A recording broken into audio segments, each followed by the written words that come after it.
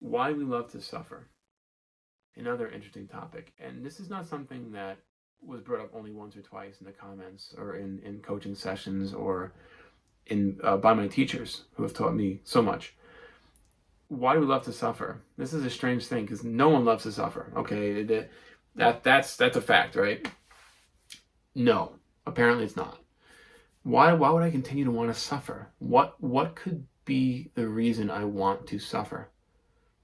Why would you want to suffer? Why would anybody on this earth want to suffer and not just be happy all the time?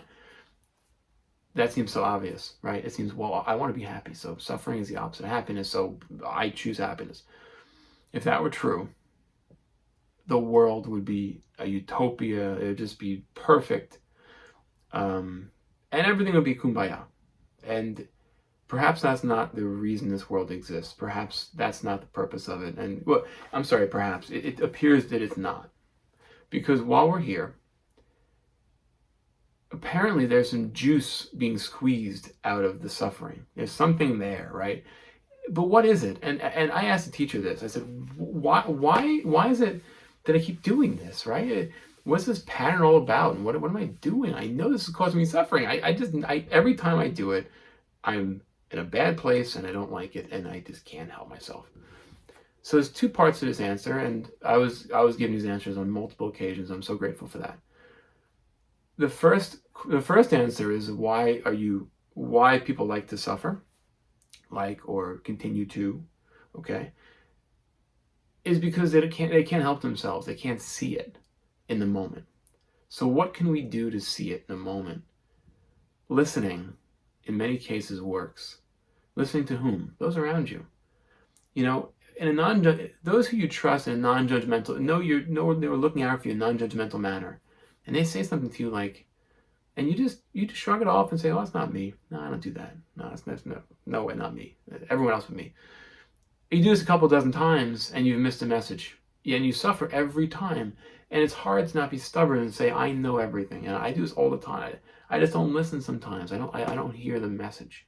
3 or 4 of my closest confidants and people I love in my life can say, Jeff, you're doing something. It's a strange thing you're doing, and it's I understand. I don't see the path." And I'm now I thank them. I used to be very aggressive, and now I either I'm silent and I don't go back and retaliate, and I try to process, or in some cases I'll even thank them and say, "Thank you for observing in me what I can't see in myself." It's like a mirror. That's very helpful. Why do I like to suffer? I don't want to do that. Okay, I just don't, but I do anyway. That's one thing, is listening to others and letting them see your blind spots. Blind spots are probably the most important thing that I've noticed in this life, is listening to people who are giving me the advice on my blind spots.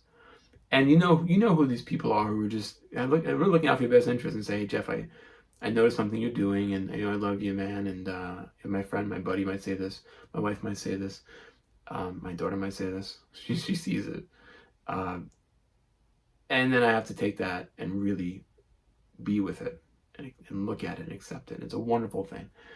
The second reason people continue and like to suffer, and this is perceived suffering, okay, this is a very subjective thing here, fine, is because it kept them alive up to this point.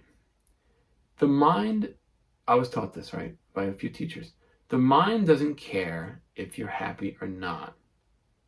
Oh, that's weird, right? Why would the mind not care? It just doesn't. It wants you to survive. It's a survival machine. This is what I was taught by a few of the great once psychologists, now spiritual teachers, who just teach in this way. It gets right across to me over here. And I'm listening to this, and I'm like, why would someone suffer? Why suffering is a bad thing? And all of a sudden, the beautiful thing happens.